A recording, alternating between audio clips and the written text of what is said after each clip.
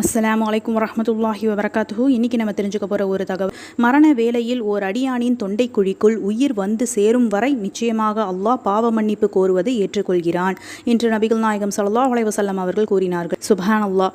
அல்லாஹ் தாலா ஒரு மனிதன் வாழக்கூடிய நாட்களிலெல்லாம் பாவ மன்னிப்பு கேட்பதை விட்டுட்டு சில பேர் கேட்பாங்க, சில பேர் கேட்காமையும் இருப்பாங்க. ஆனால் அல்லாஹ் தாலாவுடைய தவணை எந்த அளவுக்கு கொடுக்குறான்?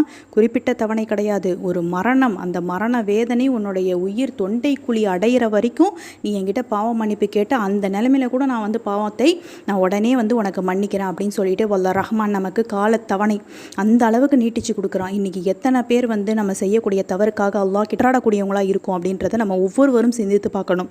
நம்முடைய நபிகள் நாயகம் ஸல்லல்லாஹு அலைஹி வஸல்லம் அவங்க ஒரு நாளைக்கு 70 தடவைக்கு மேல் பாவ மன்னிப்பு கேட்கக்கூடியவங்களா இருக்காங்க. ஆனால் நம்ம எந்த அளவுக்கு எத்தனை முறை கேட்குறோம் அப்படின்னு சொல்லிட்டு ஒவ்வொருவரும் சிந்திச்சு தினமும் அதிகமாக அல்லாஹ்விடம் கையேந்தி துவா கேட்போமாக. அஸ்ஸலாமு அலைக்கும் வரஹ்மத்துல்லாஹி வபரகாத்துஹு.